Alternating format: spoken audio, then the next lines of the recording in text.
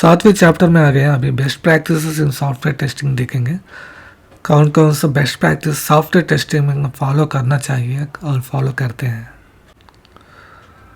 तो effective testing planning, बहुत ठीक तरीके से टेस्ट का प्लान करना चाहिए और रिस्क बेस्ड टेस्टिंग करना चाहिए और प्रायोरिटाइज टेस्ट केसेस लिखना चाहिए।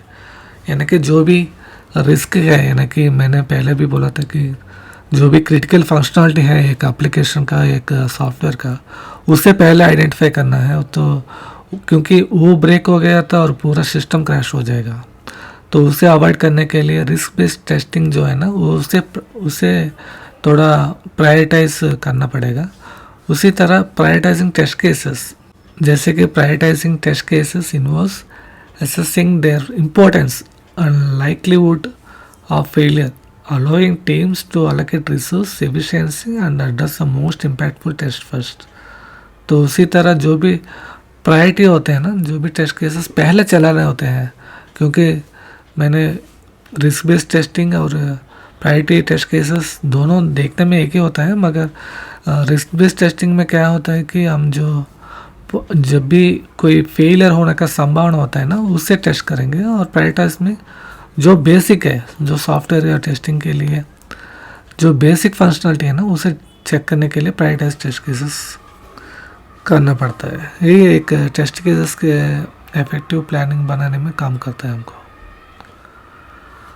उसी के साथ कंटिन्यूस इंटीग्रेशन एंड टेस्टिंग करना बहुत ज़रूरी है। कंटिन्यूस इंटीग्रेशन मैंने बोला था पहले, जो भी अनिवार्य है ना, तो उससे पहले आपको डालना चाहिए।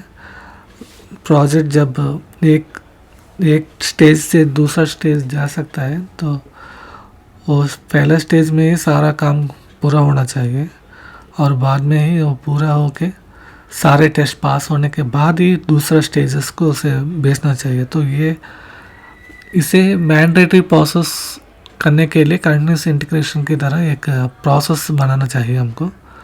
तो उसके लिए बहुत सारे टूल्स भी हैं मार्केट में। तो कंटिन्यूस इंटीग्रेशन एंड टेस्टिंग बहुत ज़रूरी है। और incorporating CA practices, continuous practice भी आपको करना पड़ेगा। जब भी कोई कोड बिल्ड करता है, तुरंत उसे टेस्टिंग करना, टेस्ट केसेस रन करना, उसका रिपोर्ट टीम लीडर को या डेवलपर लीड को भेजना, ये सारे बेस्ट प्रैक्टिस होता है। क्योंकि हमको प्रोडक्शन तक वेट नहीं करना है, प्री प्रोड में ही सारा इश्यूज क्लोज करना है। तो जब भी कोई इश्यूज पहले आता है ना, तो उसे प्रोडक्शंस को तक आप वेट नहीं कर सकते हैं। प्री प्रोड में ही आपको आइडेंटिफाई करके उसे रिपोर्ट करना पड़ता है। तो कंटिन्यूस इंटीग्रेशन उसका काम आएगा आपको। और उसी तरह कंटिन्यूस डिलीवरी भी एक प्रैक्टिस है, यानी कि बिल्ड के साथ साथ आप टेस्ट एनवायरनमेंट में डिप्लॉय करना और उसके बाद पोस्ट डिप्लॉयमेंट जो टास्क होते हैं उसे भी रन करना।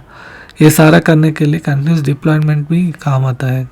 तो कंटिन्यूस डिप्लॉयमेंट का मतलब क्या है कि आप एक बार बिल्ड करते ही उस सीधा टेस्ट में आपको कोड आना चाहिए और उसके ऊपर आपका टेस्ट केसेस जो है ना, वो रन भी होना चाहिए। रन होने के बाद कोई एरर्स हो तो उसे कंपेयर करके उसका रिपोर्ट भी भेजना चाहिए। तो ये सारे क्या है कि एक के ऊपर एक ये प्रोसेस जो है ना, वो अपने आप चलना चाहिए। तो इसे कंटिन्यूस डिलीवरी भी बोलते हैं।